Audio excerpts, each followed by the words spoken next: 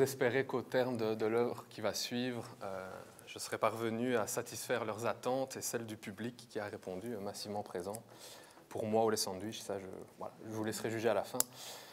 Plus sérieusement, je les remercie de m'offrir donc aujourd'hui cette opportunité de présenter une partie des résultats de mes recherches qui concernent, donc, comme Sarah l'a dit, une série de divinités d'origine égyptienne qui se sont diffusées hors d'Égypte dans le monde, aux époques hellénistiques et romaines. Donc un sujet qui me fascine depuis mon mémoire de master et qui intègre un domaine de recherche vaste que l'on nomme les études isiaques, en référence bien évidemment à la déesse Isis, une divinité que l'on peut qualifier, sans exagérer, de protagoniste principale, dont le culte, les images, les noms ont traversé les siècles, subissant en fonction d'espaces et d'époques différentes une série d'appropriations, de reformulations, depuis l'Antiquité pharaonique, même jusqu'à nos jours.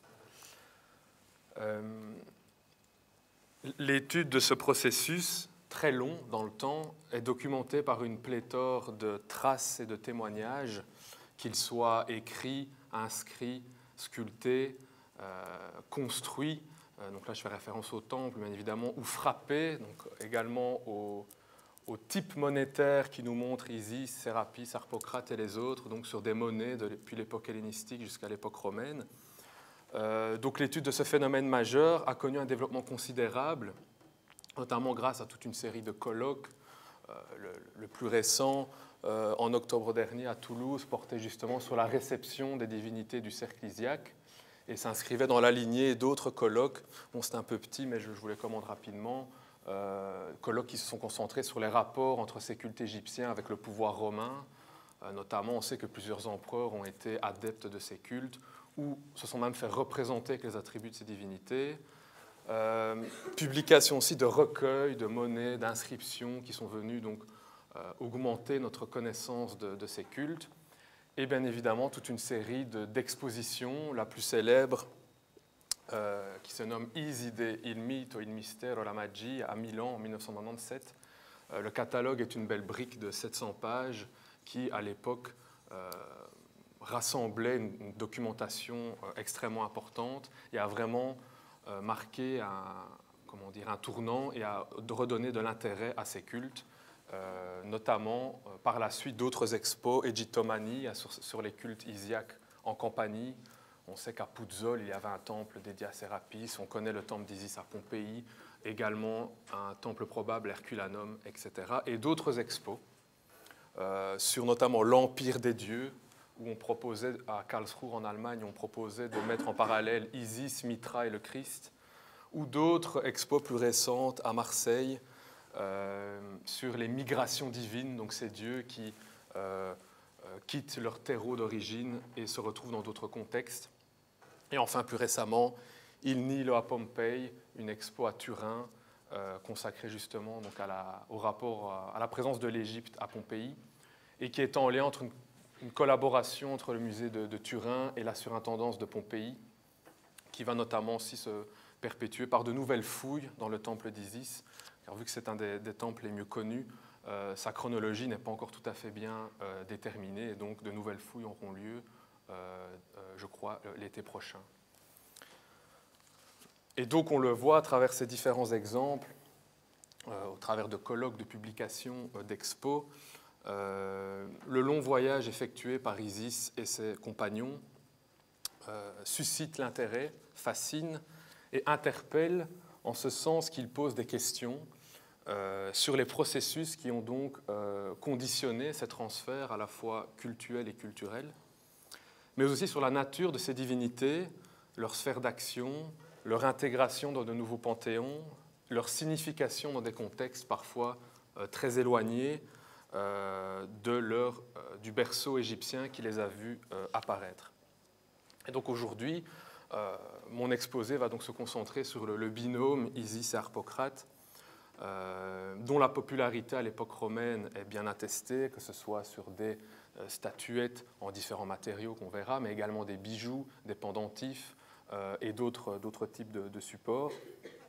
Les statuettes sont les objets qui vont nous concerner aujourd'hui, statuettes qui étaient conservées, exposées et utilisées à des fins religieuses. Dans quel cadre? Eh bien, dans celui de la domus, où ces dieux d'origine égyptienne côtoyaient le génie et les lards, donc les divinités qui protégeaient la maison.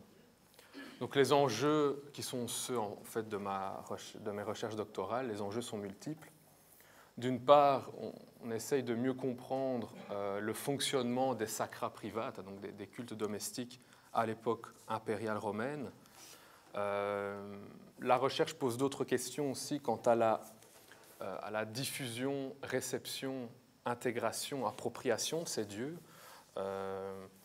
Mais ce que je tente d'approcher, et c'est là, il me semble, un objectif fondamental en archéologie, ce que j'essaie d'approcher sont bien évidemment les individus qui ont façonné ces objets, sculpté ces objets, acheté, transporté avec eux, placé dans leur tombe ou, dans ce cas qui nous intéressera, dans la domus, ces divinités. C'est-à-dire, en résumé, les catégories des artisans ou plus généralement des ateliers et celles des dévots. Alors, avant de progresser dans notre analyse, je vais commencer par une rapide mais nécessaire présentation donc, de ce cadre général dans lequel le sujet s'insère.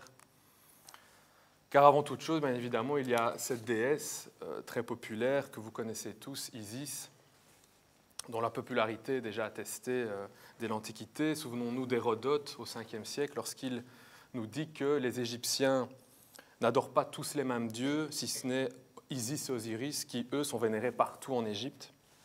Alors rappelons également que la version la plus connue du mythe d'Isis et Osiris est celle livrée par Plutarque au début du IIe siècle de notre ère.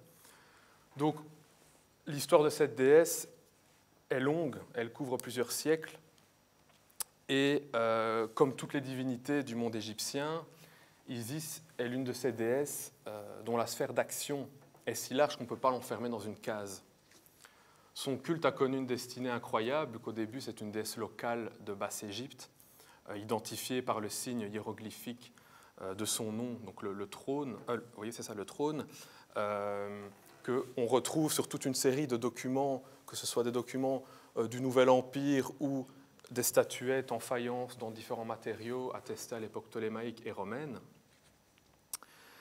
Cette figure d'Isis pharaonique, qui s'élargit tout au long de l'histoire égyptienne, va connaître une transformation extrêmement importante au moment où les Grecs arrivent en Égypte, les Grecs de Macédoine arrivent en Égypte au IVe siècle, donc au moment, on va dire, du royaume des Ptolémées. Ce phénomène, on l'appelle l'hellénisation d'Isis, une hellénisation qui, pour paraphraser Michel Malaise, qui est un grand spécialiste du culte d'Isiaque de l'université de Liège, disait que cette hellénisation va muer l'hiératique Isis pharaonique en une déesse pleine de féminité. Et c'est cette version hellénisée d'Isis qui va ensuite, bien évidemment, se diffuser dans le monde grec, dans les sphères d'influence du royaume des Ptolémées, et ensuite, bien évidemment, en contact avec le monde romain. Une déesse qui, à l'époque hellénistique, va avoir de nombreux pouvoirs, on le sait par plusieurs textes, notamment les textes qu'on appelle les textes arétalogiques, qui sont faits des descriptions des pouvoirs de la déesse qui étaient placés devant l'entrée des temples. On a plusieurs exemples dans le monde grec, et qui nous donne tous les noms de la déesse. Donc, elle montre qu'Isis s'était attribué les compétences de toute une série de divinités, que ce soit une Aphrodite, une Tuké, Déméter, ce qui a posé pas mal de problèmes pour en fait comprendre ces nouvelles iconographies qui montrent la déesse avec d'autres attributs qui proviennent directement donc, du monde grec, comme la corne d'abondance notamment. Et donc tous ces éléments, il y en a bien d'autres, là je le concède, je vais assez rapidement, mais c'est pour vous montrer que ces éléments vont faire de cette déesse en quelque sorte un produit exportable, mais pas en tant que figure divine isolée, bien évidemment, mais en tant que déesse qui faisait partie d'un cercle de divinités que les modernes ont appelé Isiaque. Alors le noyau de base de ce cercle est composé d'Isis et Osiris et de leur rejeton Horus. Alors cette famille, bien connue depuis l'Ancien Empire, depuis le texte des Pyramides, a dû apparaître aux yeux des Grecs comme l'une des plus importantes. J'ai déjà cité le cas d'Hérodote. Et cette famille va être recomposée à l'époque des Ptolémées pour former un nouveau panthéon, en quelque sorte, où Isis est désormais accompagnée non plus d'Osiris, mais de Sérapis.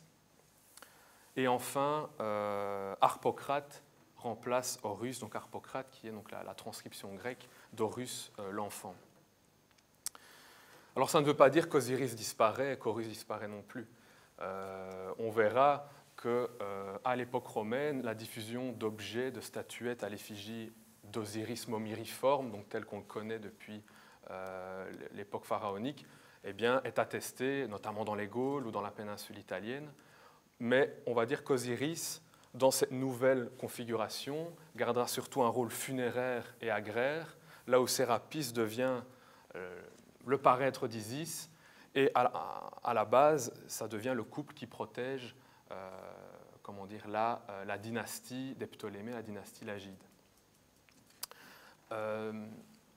Selon la définition proposée par Laurent Bricot, mais aussi Michel Malaise, est Isiaque tout ce qui concerne le culte hors d'Égypte d'une série de divinités entre le IVe siècle avant Jésus-Christ et le IVe siècle après Jésus-Christ.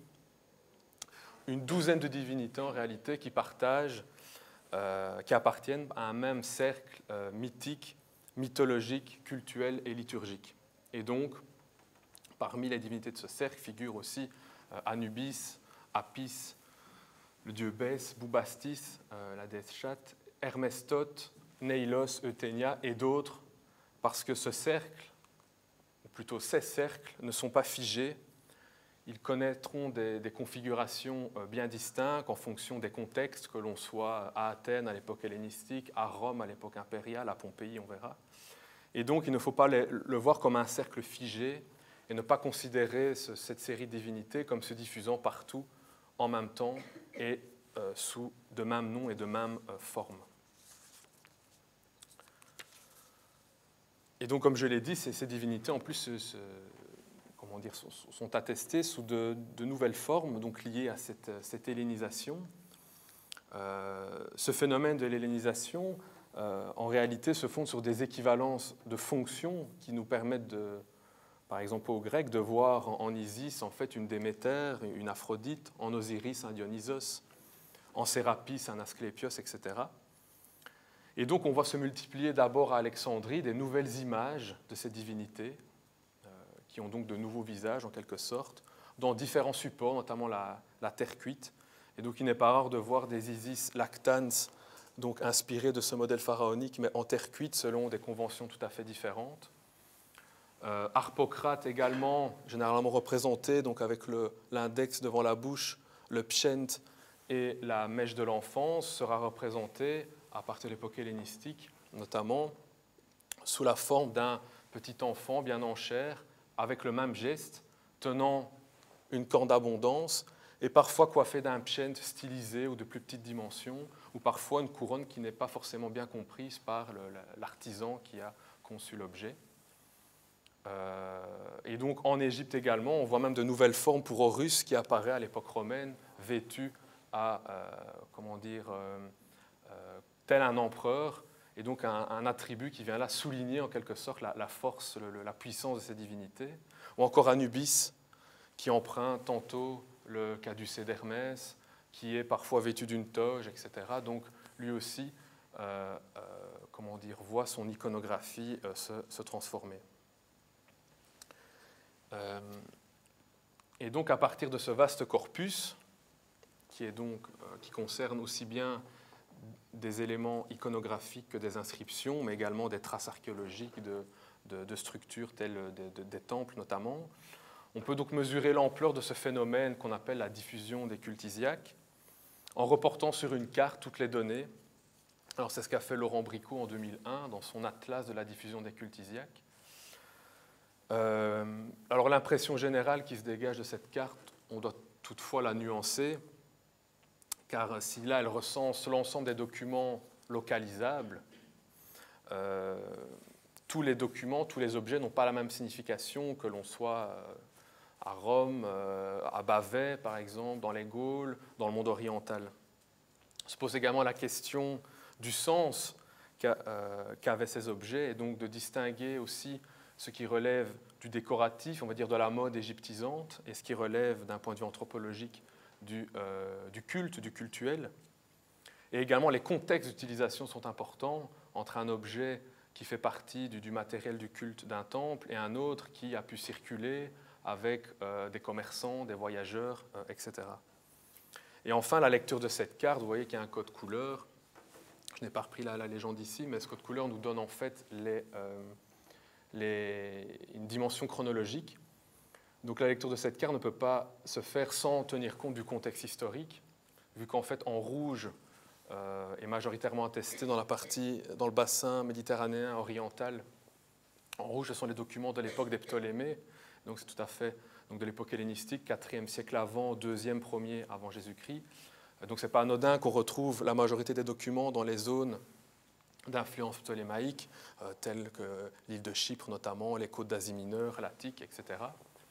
Alors qu'en vert, on a plutôt les documents de l'époque impériale, et surtout à partir du 2e, 3e siècle, au moment où ces cultes vont connaître leur période la plus importante, où le culte d'Isis et Sérapis à Rome sera un culte public, où des empereurs tels les Sévères, notamment Septime Sévère, vont se placer sous la protection de ces divinités, qui ont, on le sait par les textes, notamment 189 après Jésus-Christ, permis de sauver Rome de la famine, et donc deviennent aussi les divinités qui protègent la flotte annonaire qui amène le blé d'Égypte vers Rome. Donc tous ces éléments, en quelque sorte historiques, expliquent également que l'on va dédicacer des statues dans les temples à ces divinités, qu'on va construire de nouveaux temples, et des temples que l'on peut repérer dans de nombreuses régions.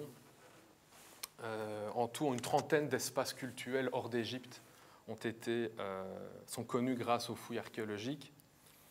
Alors, ces structures présentent différentes variantes. L'exemple le plus connu est celui de Pompéi,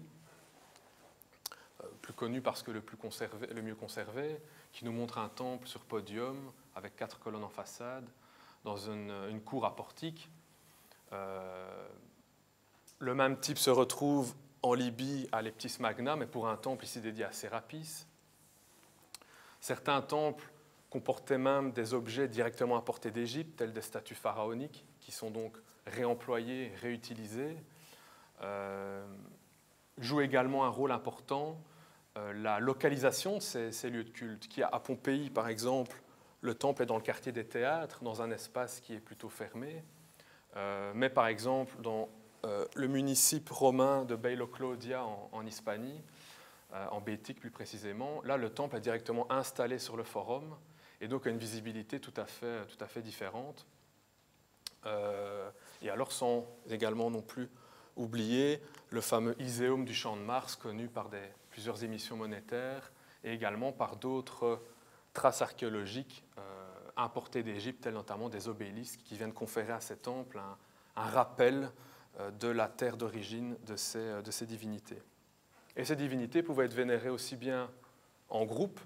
On a des temples qui sont dédiés uniquement à Isis, d'autres à Isis et Sérapis, d'autres à la Triade avec Harpocrate, ou dans d'autres cas, Isis est vénérée dans un temple dédié à une autre déesse, notamment la Magna Mater, par exemple, c'est le cas à Mayence. Donc on a différentes configurations possibles.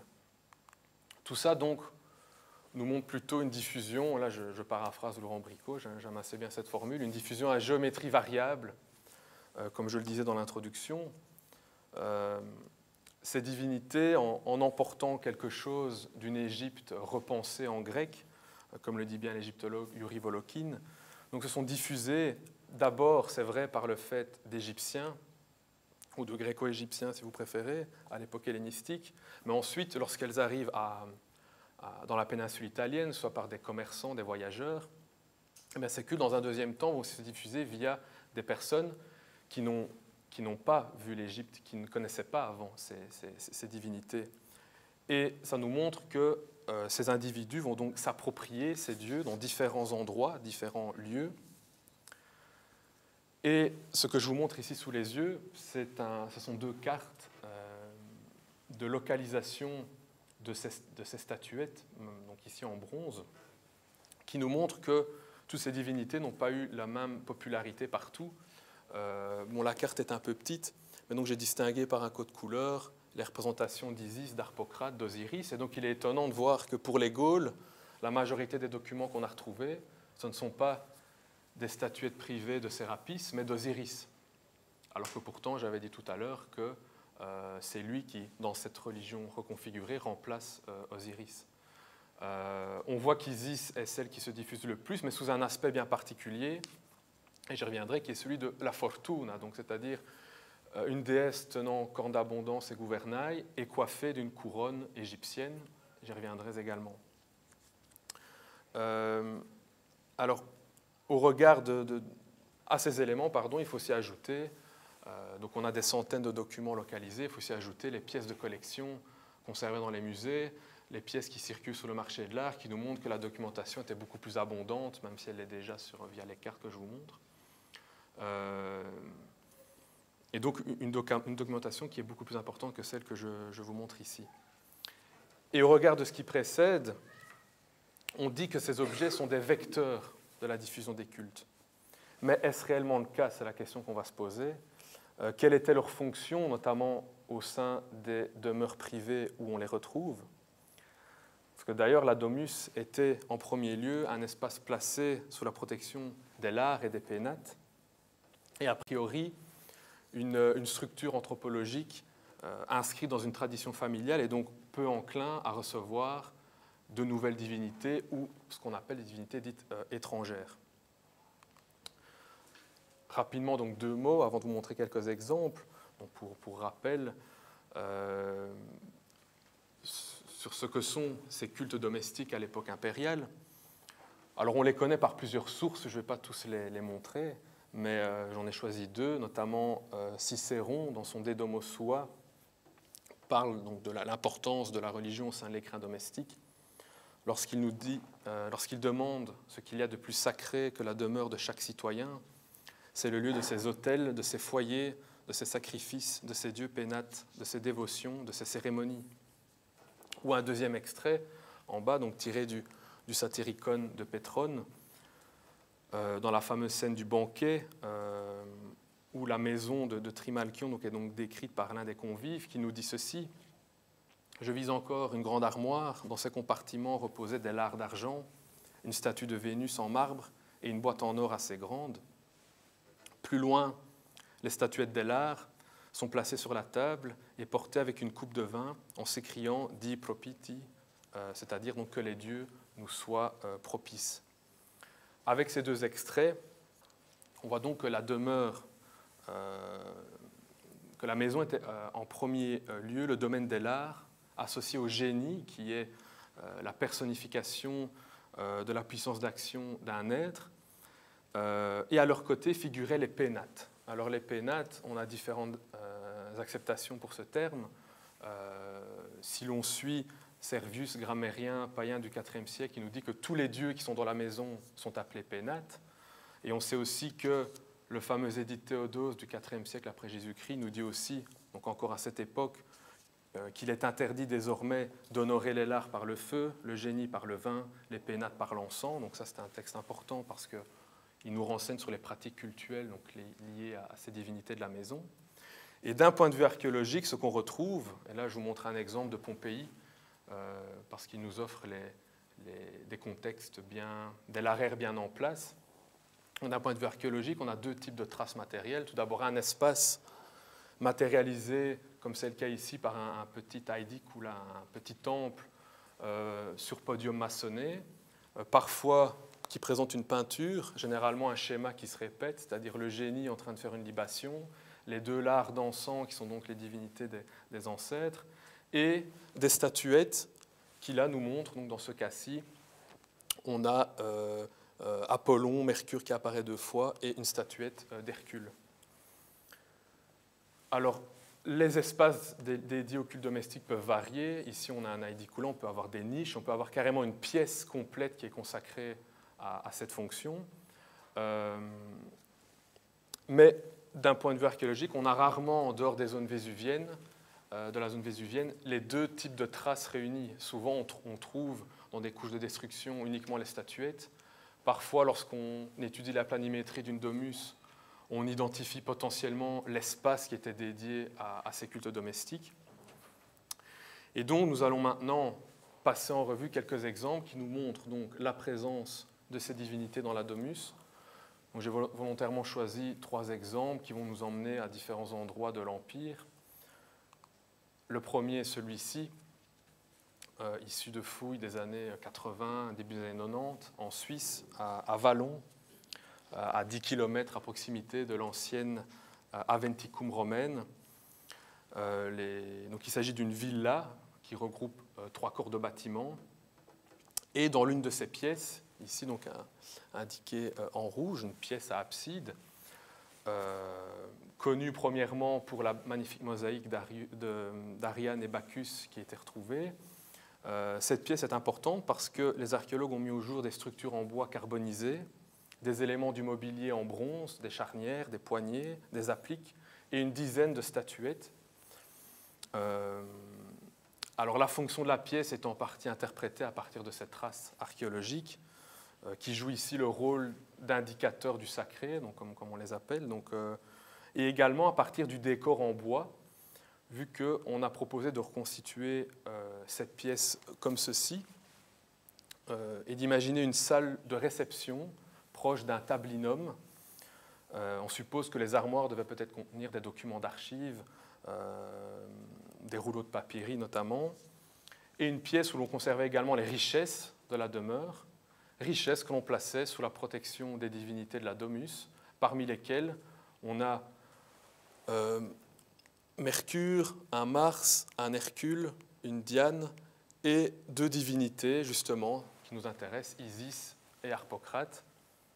Isis qui est reconnaissable ici à sa couronne, couronnatorique, ou si l'on suit la tradition de Plutarque, le basileion, donc une couronne qui coiffe Isis, mais qui était à l'origine une couronne royale qui coiffait les reines ptolémaïques identifiées à cette déesse, et qui est vêtue du vêtement noué sur la poitrine, qui est le costume isiaque par excellence, que l'on retrouve sur toute une série de statues. Et l'enfant Harpocrate, donc, que j'ai déjà évoqué, tenant la corne d'abondance et avec l'index placé devant la bouche. Et donc, on a proposé de reconstituer, ça c'est la reconstitution du musée de Vallon, le larraire sous cette forme. En fait, cette forme est directement inspirée d'un larraire en bois d'Herculanum, qui est un des rares exemples qui est connu donc, pour le monde romain, où l'on a en fait une armoire. Donc là, on a aussi lié ça notamment à la description qu'il y a dans la scène du banquet de Trimalchion. Donc une armoire où on conservait les statuettes, de la vaisselle, les richesses de la demeure, et dans la partie supérieure, l'endroit où on exposait ces statuettes, et donc on pouvait les exposer selon des configurations différentes à différents moments de l'année, en fonction de fêtes particulières notamment. Autre exemple, un autre endroit, on passe directement dans la partie orientale, sur l'île de Kos, où les fouilles italiennes anciennes des années 40 ont livré dans une des domus un lot de statuettes en bronze. Intéressant ici parce qu'Isis y apparaît plusieurs fois, 3 fois en tout, avec notamment Mars, Asclépios. On a donc une Isis ici qui tient le cistre et un sceptre, et 2 autres statuettes qui montrent plutôt Tuké et Aphrodite avec la coiffe égyptienne. Et on a également trouvé un buste identifié comme l'empereur Geta, donc le fameux frère de Caracalla, assassiné par ce dernier au IIIe siècle après Jésus-Christ. Donc maison détruite, au plus tard au IIIe siècle de notre ère, comme l'ont révélé les données, les monnaies découvertes lors de la fouille, et qui nous montre ici un autre lot, mais dont on ignore, dans les rapports des années 40, les archéologues italiens évoquent la possibilité que ces statuettes étaient conservées dans l'étage vu qu'elles sont issues donc, de l'écroulement de celui-ci. Mais donc là, on n'a pas la pièce où le larraire était installé, la pièce n'est pas identifiée. Donc les deux premiers exemples nous montrent deux types de contextes bien particuliers qui nous permettent d'étudier, d'appréhender ce phénomène. Mais dans la plupart des cas, ces statuettes, on les trouve dans des cachettes d'objets. Et c'est le cas notamment même à Athènes. Donc là, on quitte l'île de Kos et on arrive ici en Attique. À Athènes, sur l'Agora, où on a trouvé plusieurs ensembles de bronze enfouis vraisemblablement au moment où Athènes va être saccagée par les Hérules en 267 après Jésus-Christ.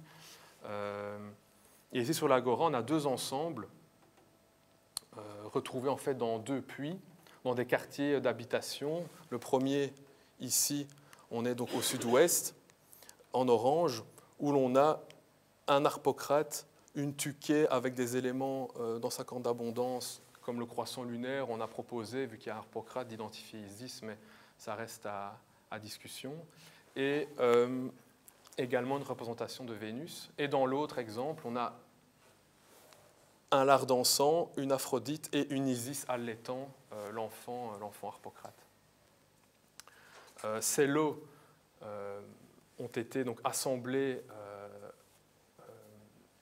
à une époque malheureusement qui nous échappe et doivent vraisemblablement provenir de l'une des domus donc dans la région ici donc de l'Agora qui nous intéresse.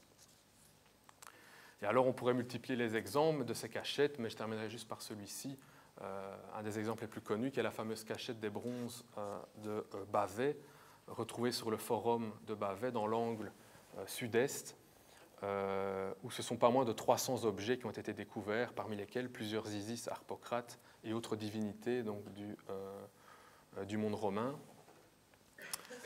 Et justement, donc, jusqu'à présent, je vous parle en effet de représentation de la déesse Isis, mais je ne vous ai pas encore vraiment présenté, en final, est-ce qu'il s'agit bien de cette déesse? Pourquoi on identifie ces statuettes de la sorte? Parce que la statuette de Bavay, justement, que je mets en parallèle avec d'autres, se présente comme ceci, donc un objet de 20 cm de hauteur, en bronze, de qualité, mais qui en fait n'a d'isiaque, si je puis dire, que la couronne, le basileon, donc le disque solaire enserré dans des cornes bovines avec les deux hautes plumes, et deux éléments qui sont généralement faits des épis de blé,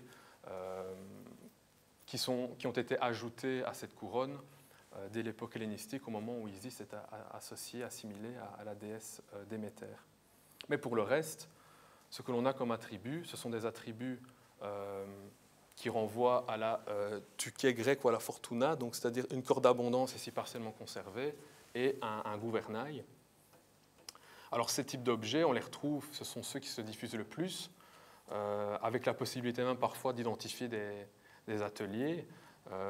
Ici, vous avez un vêtement tout à fait particulier qui laisse dénuder le sein gauche et que l'on retrouve sur toute une série d'exemplaires de même dimension, de même iconographie, de même facture, majoritairement trouvés ici donc, dans les sites de l'ère vésuvienne, à Pompéi et Herculanum.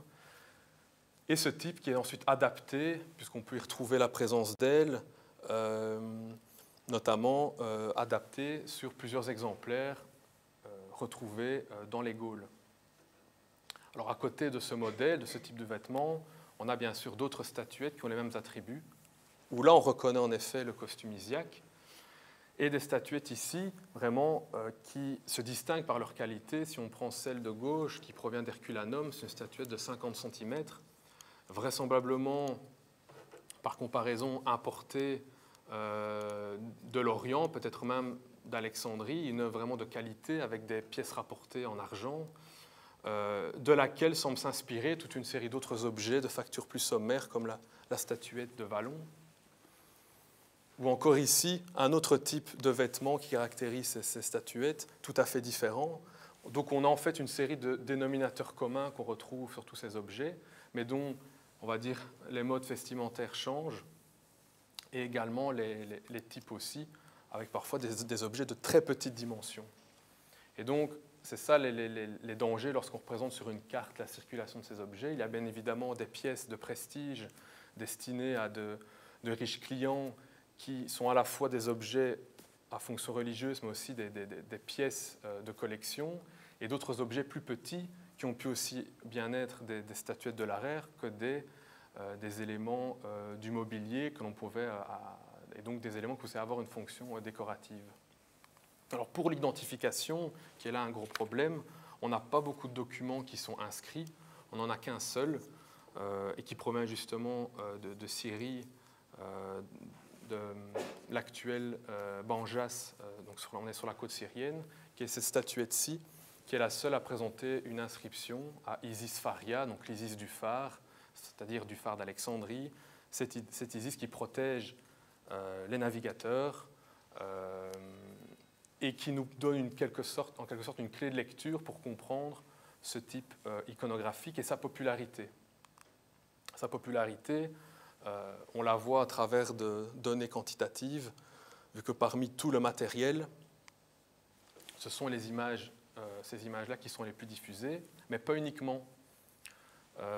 Isis pouvait aussi être représenté, je l'ai déjà dit, on a quelques attestations, sous la forme égyptienne de l'Isis Al-Létan, ou tenant un sistre, qui est donc cet instrument lié à son culte.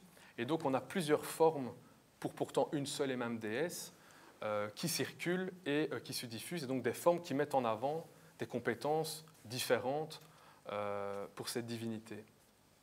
À la différence d'Harpocrate, qui lui a plutôt une iconographie beaucoup plus homogène que l'on retrouve sur de nombreux documents.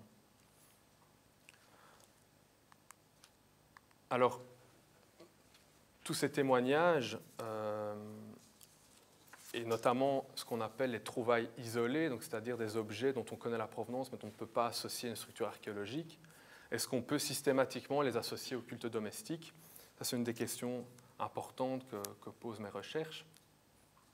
Et est-ce qu'on peut surtout exploiter les modèles fournis par des contextes archéologiques déterminés, comme ceux que j'ai rapidement évoqués? Est-ce qu'on peut utiliser ces modèles pour ensuite comprendre la fonction de ces objets? Alors, pour aller plus loin dans notre analyse, on va passer, je vous rassure, je suis dans le dernier tiers de ma communication, on va passer à une étude de cas en nous concentrant justement sur la documentation pompéienne. Alors, à Pompéi, on a en effet plusieurs témoignages de ces cultes sous la forme de statuettes et de l'araire peint à l'intérieur des domus. Donc c'est la carte que je vous montre ici qui recense un peu toutes les statuettes trouvées en contexte. En rouge, elles concernent Isis, en bleu, Harpocrate, en jaune, Anubis, mais on n'a qu'une seule attestation. Et en vert, ce sont les fresques peintes qui nous montrent donc ces divinités à l'intérieur des domus pompéiennes. Et donc en ce sens, le site de Pompéi est vraiment un laboratoire de recherche intéressant. Si on compare par rapport à l'ensemble des données relatives au culte domestique, on voit que Isis et Harpocrate, au niveau des statuettes, sont les plus attestés et occupent vraiment une place prédominante par rapport à Sérapis, qui n'apparaît pas sous la forme de statuette, mais qui est représenté et connu par plusieurs peintures, et une autre divinité isiaque, Anubis, qui est elle-même peu présente. Et donc c'est intéressant de voir qu'Isis arrive à la deuxième place après Mercure notamment. Alors ces données, donc ça c'est très bien, on a énormément de choses à faire avec ça, mais il faut garder à l'esprit toute une série d'éléments qui conditionnent notre connaissance des cultes domestiques pour cette région.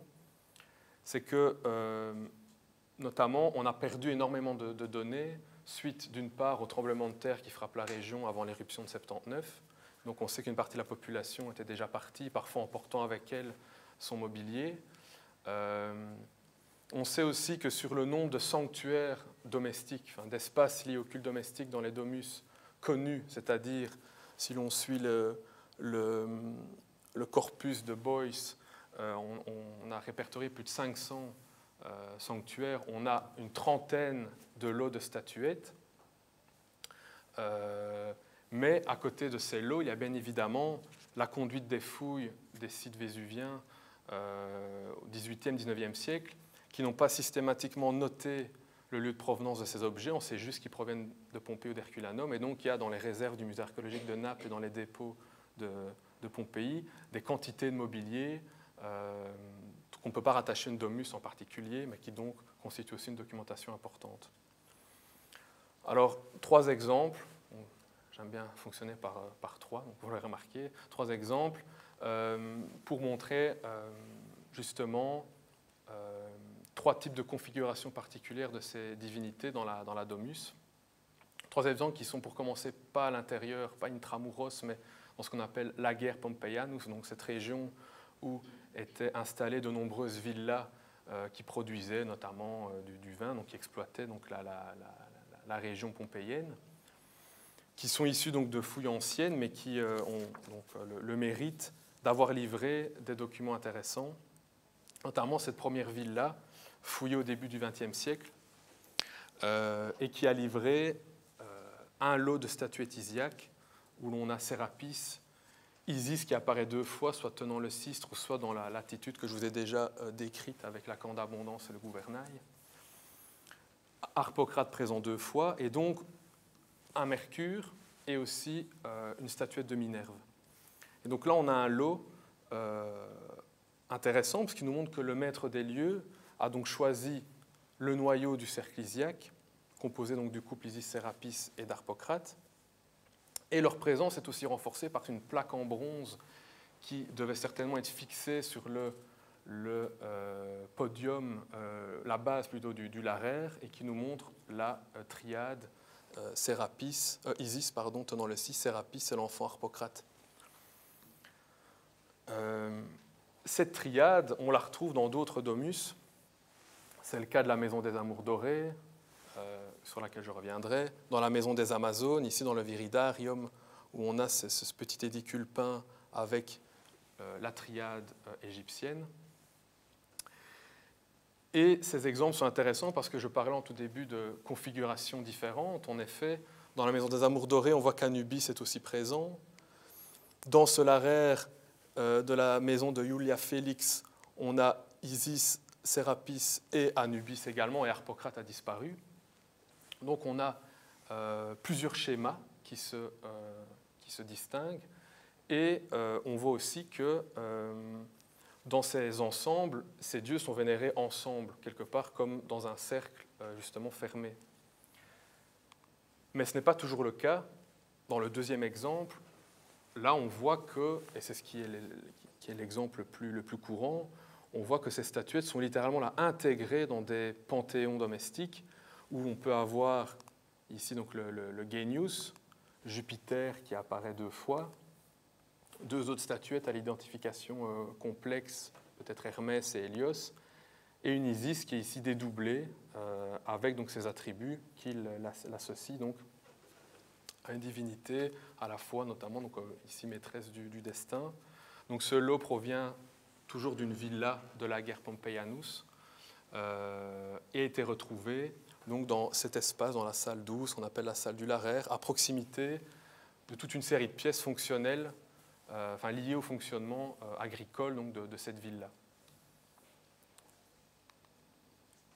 Et alors, le troisième exemple ne fait qu'illustrer encore plus ce que j'ai déjà dit, où là, ce sont carrément des statuettes d'argent assez rares qui ont été trouvées ici dans une pièce liée à la cella vinaria, donc là où était donc, la cave à vin, si vous voulez, à proximité. On a donc été trouver ces 3 objets qui donc étaient très certainement destinés à veiller sur cette partie de la villa. Alors ces exemples, qu'est-ce qu'ils nous montrent? Eh bien, ils nous montrent d'une part ce que certains nomment dans les publications des larer isiaques, d'autre part des panthéons mélangés où ces divinités sont intégrées avec d'autres dieux du panthéon. Bon, ça, je veux que le temps passe, je vais passer là-dessus. Mais il y a d'autres exemples plus interpellants, notamment celui-ci, qui ne nous montre pas une représentation justement hellénisée de ces divinités, mais des statuettes vraisemblablement directement importées d'Égypte, statuettes ici d'Isis et d'Anubis, dans la position de la marge, donc vraiment des statuettes qui reprennent le langage figuratif, les canons pharaoniques, et qui ont été retrouvées donc, dans cette domus attribuée à Marcus Memmius Auctus, donc le nom qui est fourni par un sigillaire, ont été retrouvées dans un coffret, une petite boîte en bois, avec deux représentations donc, des lards d'encens. Et donc ici, ce sont les deux seules divinités qui accompagnent les lards, et sous quelle forme? Sous une forme tout à fait différente de celle que l'on retrouve dans la plupart des lareires du monde romain, parce que ce sont ici directement des objets de tradition égyptienne qui y figurent. On pourrait multiplier tous ces exemples, toute une série de tableaux que j'ai recensés qui nous montrent toutes les configurations possibles, à savoir qu'on a dans certains cas, c'est Harpocrate qui est présent 2 fois, parfois 3 fois dans ces ensembles de panthéons domestiques, parfois c'est Isis, et rarement Anubis qui est attesté qu'une seule fois. Et donc parmi les 30, 27 ou 30, ça dépend, parce que certains ne sont plus connus matériellement, mais uniquement par des descriptions de rapports de fouilles, dans 13 cas, donc près de la moitié, on a au moins une divinité du cercle Isia qui est présente. Et dans certains cas, on a carrément là des lareires isiaques. Et donc on peut se poser la question de ce qu'on entend par lareire spécifiquement isiaque. Et je terminerai par cet exemple, qui est la maison des Amours dorés, qui est une domus tout à fait intéressante parce qu'elle contient dans le péristyle 2 lareires, donc 2 espaces identifiés ici, 2 lareires. Le premier est celui-ci, nous montre un ensemble qu'on peut reconnaître assez facilement. On a les lards d'encens, Mercure. Ces 3 statuettes, vous voyez, en fait, sont de même style, de même dimension, donc, et sont datées de l'époque flavienne par rapport à la triade ici capitoline, ici donc présente dans ce laraire, qui est datée du début de l'époque julio-claudienne, donc 2 phases probablement dans ce laraire d'après l'étude stylistique, et qui nous montre donc des divinités, d'une part liées à Rome par la triade, et bien évidemment Mercure qui est le dieu le plus présent dans ces cultes domestiques. Le deuxième laraire, lui, se situe ici dans l'angle du péristyle et nous montre un autre type d'espace, non pas un édicule, mais vraisemblablement un pavillon qui devait être délimité par des structures en bois qui ont laissé leur empreinte dans l'enduit et dont les rapports de fouilles nous décrivent plusieurs statuettes, notamment ici un Horus en albâtre de 42 cm importé d'Égypte, et les fresques peintes qui nous montrent donc là le couple Isis-Sérapis, Harpocrate et Anubis, et les instruments du culte.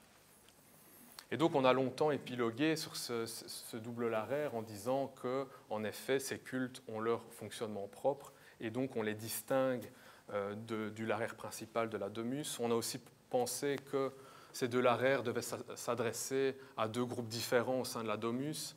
En fait, ce qu'il nous montre, c'est en fait en quelque sorte une topographie du religieux bien particulière, mais qui est celle de Pompéi. En effet, où à Pompéi, le temple d'Isis n'est pas directement sous le forum, mais dans un autre espace distinct, mais ça en fait quand même des divinités complémentaires. Peut-être que les pratiques, les offrandes étaient différentes, mais ou du moins peut-être qu'on cherchait plutôt une cohérence. Une cohérence en regard de quoi? En regard de l'identité locale de ces cultes. Si on revient justement à l'exemple du temple d'Isis à Pompéi, on sait que, outre la statue de culte d'Isis qui a été retrouvée en quelques fragments dans la celle-là, outre les 2 niches qui devaient vraisemblablement nous montrer Sérapis à Harpocrate ou Sérapis à Anubis, eh bien, d'autres statues de divinités étaient également présentes.